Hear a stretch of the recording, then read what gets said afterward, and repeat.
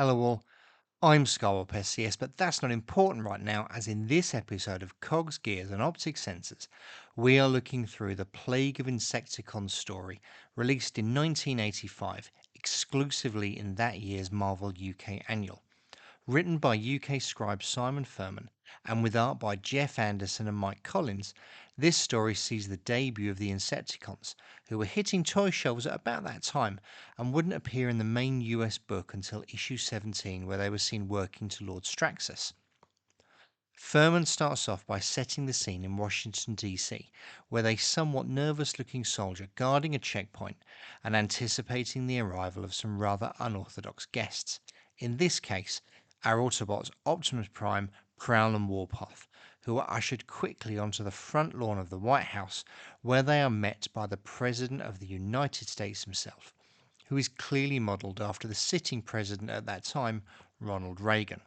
But there is little time for pleasantries, as Optimus barely has time to convert and introduce himself properly before they are ambushed by the headliners of this story, none other than the Insecticons themselves. But before we move on to the rest of it, I do want to touch on the depiction of the Insecticons themselves in the artwork.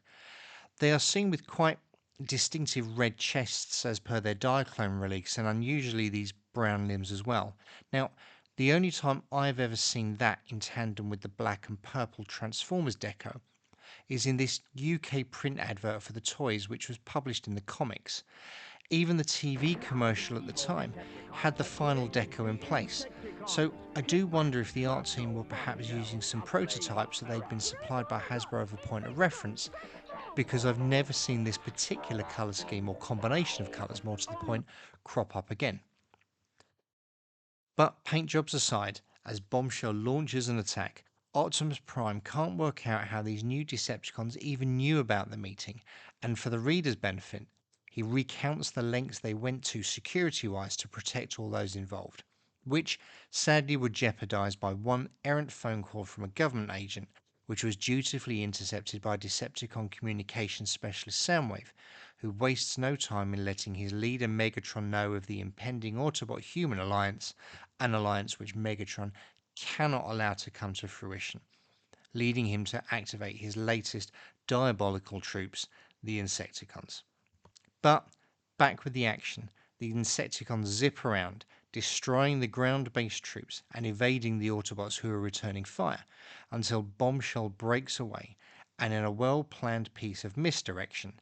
hovers over the battlefield and makes out the two rival factions have in fact been working together, and with it quickly dawning on Prowl and Optimus Prime what has happened, the US Army, despite having seen the Autobots in combat, falls for the ruse. It's a trap!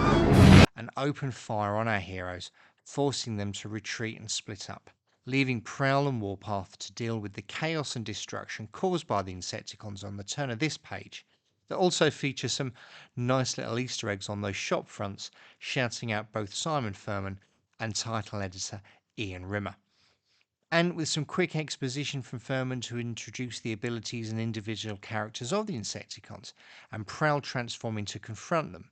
a flip of the page sees Optimus musing his newfound opponents and wondering how he can get to the bottom of their origins, concerned as he always is that they are not acting under duress, as after all, freedom is the right of all sentient beings. Prowl, however, has no such compunctions, as he launches a barrage of artillery in Shrapnel's direction, but whilst trying to keep the collateral damage to a minimum, he doesn't realise that he's been outflanked by the Insecticon, who, at the behest of a suspiciously familiar-looking paw, appears to be having more of an input than we the readers first realised, only for Shrapnel to launch one of his trademark grenades, which were also seen in the similarly named cartoon episode, which, much to the alarm of Warpath, strikes Prowl front and centre, and the enraged Minibot does no more than ram Shrapnel full force. Optimus, though, suddenly remembers his trailer full of weapons and accessories, and in a bid to either sell more toys or give poor Roller some much needed exposure, remotely opens his tractor trailer, catching the military trying to gain access off guard, and Roller barrels forth across the White House lawn. And would you believe, folks, this is the only story in either the US or the UK from Marvel that Roller actually appears. Optimus, though, Not afraid of a bit of property damage to achieve his mission objectives, ploughs his way through a set of gates into a nearby park, only to be observed by the shadowy owner of the aforementioned paw, who monologues to us that he is in fact controlling the actions of the Insecticons from afar and will have to change tack to deal with the imminent threat of the Autobot leader. Warpath, though, engages Shrapnel in a firefight, only to have unexpected support from the roller drone, who saves him, and this really does upset Ravage, who is shown as pulling the strings all along, trying to work out how Prime is in two places at once, and in a last-ditch Hail Mary move, sends out the final commands to the Insecticons, with Bombshell releasing one of his trademarked Cerebro shells and Shrapnel directing his attention to the roller drone, which is linked directly to Optimus Prime himself, and he recoils in pain as it explodes. Which does mean that Bombshell overshoots his target, collides with Ravage, and thus sees him as the unintended recipient of the mind control device, and he ends up stuck in a feedback loop of a mindless drone controlling him, leaving him being controlled by something that was being controlled. In the epilogue, though, we see the Autobots en route back to their base of operations, and the President has realised that they were set up, but is dismayed about their lack of contact to reset the talks and states that he won't be making that mistake again. And that, folks, is the UK annual story from 1985. A really quick run through and a shorter video than usual, as this story is a little bit of an outlier, still using the toy style designs in the artwork and not quite gelling story-wise with some of the wider continuity going forwards, but still thoroughly entertaining in its own right.